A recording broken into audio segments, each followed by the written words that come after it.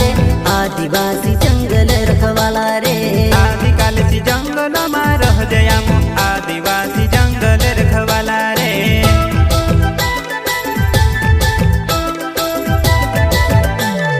चल जंगल जमीन काजे पूजे रे आदिवासी दुनिया ने रखवाला रे बाप देव खतरी काज पूजे रे आदिवासी सबसे निराला